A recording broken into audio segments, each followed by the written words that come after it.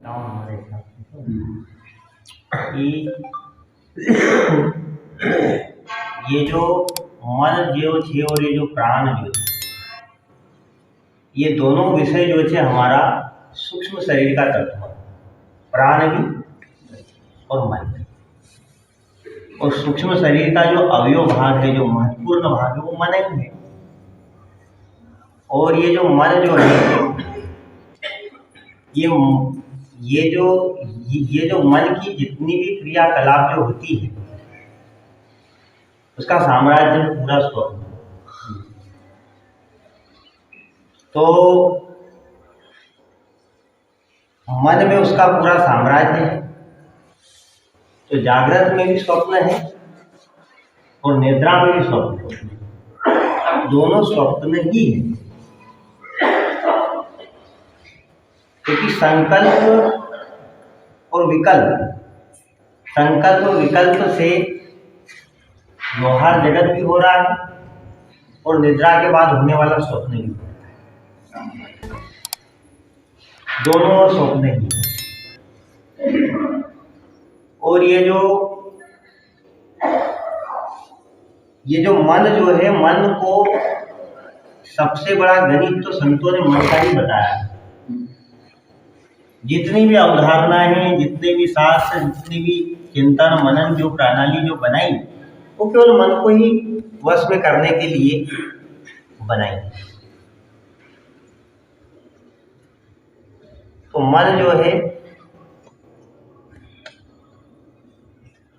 जो है किससे बना? बोले मन किसी और से नहीं बना, मन आत्मा को ही भागा है। मन आत्मा का ही भाग है, अलग नहीं है। और ये जो मन जो है वो संचालित किससे हो रहा है? मन की स्थिति कहाँ पर है? मन की स्थिति कहाँ पर है? तो बताया गया है कि मन की जो स्थिति है वो प्राणों में बताई गई, जिसको संत सिंगाजी महाराज ने बहुत ही अच्छी वाणी में कहा है। तो वहीं से हमको मन को वश में करने की विधि भी प्राप्त होती है। तो सिंगाजी महाराज कहते हैं कि मन रे पवन दुई बेल है, सुरती रास लगाओ। अब जब कोई एक बेल यदि खेती में काम करते वक्त आनाकानी करे या अच्छे से नहीं चलता, तो दूसरा बेल उसको अपने परवश करके चला देता है।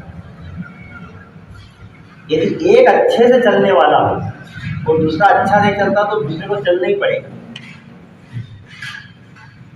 तो संत सिंगाजी महाराज ने मन और पवन का जो है, मन और पवन को, ये दोनों को बेल की संज्ञा दी। दोनों को समानता ही बताइए। हाँ, दोनों की समानता है। दोनों की समानता है। अब जैसे दोनों को जोत के ही खेती करना पड़ता है, तो ये दोनों हमारे सम रहना चाहिए। अब मन तो चंचल है, मन इतना चंचल है कि भगवान कृष्ण को अर्जुन गीता में कहते हैं कि चंचल मन कृष्ण। हे भगवान, ये मन इतना चंचल है कि वायु से भी बड़ा गतिमान हो रहा है। इसको मैं कैसे वश में करूं? तो इसको वश में करने के लिए भगवान कृष्ण ने बताया कि कैसे वश में होगा। तो भगवान ने बताया कि अभ्यास वैराग्याभ्याम तन निरोध। ऐसा पतंजलि ने कहा कि अभ्यास और वैराग्य के द्वारा ही ये मन वश में आ सकता है। तो अभ्यास कौन सा करें हम? अभ्यास कौन सा करें और वैराग्य कौन सा करें? तो वैराग्य तो सत्संग के द्वारा होगा। वैराग्य केवल सत्संग के द्वारा, क्योंकि परिस्थिति से उत्पन्न हुआ वैराग्य कब तक टिकेगा बता? क्योंकि परिस्थिति का आदि और आरंभ होता है। जो भी परिस्थिति, जो भी पदार्थ से उत्पन्न हुआ, यदि वैराग्य यदि है, तो वो उसका आरंभ और अंत है। जिसका आरंभ और अंत है, उससे उत्पन्न हुआ वैराग्य का भी आदि और आरंभ होगा। इसलिए तो सांसारिक वैराग्य अध्यात्म के कोई काम का नहीं रहता। कि शमशान आदि अंत वाला है। इसलिए वैराग्य शमशान से नहीं प्राप्त होना चाहिए, वैराग्य हमको सत्संग से प्राप्त होना चाहिए। यदि कोई चित्रा और हस्त और अभिजित नक्षत्र की यदि कोई बूंद का संग्रह किया करे पात्र में, तो वो वह किस काम में आएगा? हमको तो स्वाति नक्षत्र की बूंद चाहिए ना। स्वाति नक्षत्र की बूंद होगी तो उसकी क्या बन जाएगी? कहीं पर कपूर बन जाएगा, कहीं पर विष बन जाएगा, कहीं पर मोती बन जाएगा। लेकिन अन्य नक्षत्र की होगी तो क्या बनेगा? तो हमारे लिए तो स्वाति नक्षत्र का पानी सत्संग ही है। इस सत्संग से प्राप्त हुआ जो वैराग्य है, बस उसी वैराग्य की हमको आवश्यकता है। और अभ्यास, तो अभ्यास किसका करें? तो अभ्यास प्राणों का करना है। अभ्यास किसका करना है? प्राणों का करना है। तो जो प्राण जो है, तो प्राण से क्या है? प्राण का अभ्यास जैसे होगा तो मन भी वश में होगा ही होगा। क्यों होगा?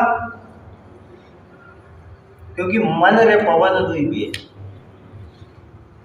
और प्राण का अभ्यास किया जा सकता है। तो जिसने प्राण को साध लिया उसका मन भी सद ही सद जाए। जैसे वायु की झकोल चलती है और वायु के कारण से ही जल में तरंग उठती है, वैसे इस वायु के कारण से ही आत्मा रूपी सागर के अंदर भी मन रूपी तरंग उत्पन्न होती है। इसलिए मन कोई अलग नहीं है, मन आत्मस्वरूप ही। और जो आत्मस्वरूप है उसको आत्मस्वरूप की ओर ही प्रेरित करने का नाम ही अभ्यास है। कि लहर को जल में ही समावे तब शांति अच्छे भाव। लहर यदि समुद्र से उत्पन्न हुई तो समुद्र में ही समाये। मन आत्मा से ही उत्पन्न हुआ है तो आत्मा में ही वही समाये। अच्छा, मन को समाने का और कोई दूसरा साधन है नहीं। परिश्रम कर ले, प्रयास कर ले, कई जन्म व्यतीत हो जाएंगे, लेकिन आखिरी में निर्णय यही निकलेगा कि मेरो मन अनंत कहाँ सुख पावे। ये संतों ने अनुभव किया कि मेरा मन अनंत और कहीं सुख नहीं पाता। तो बोले कि जैसो उड़ी जहाज को पंछी फिर जहाज पे आवे।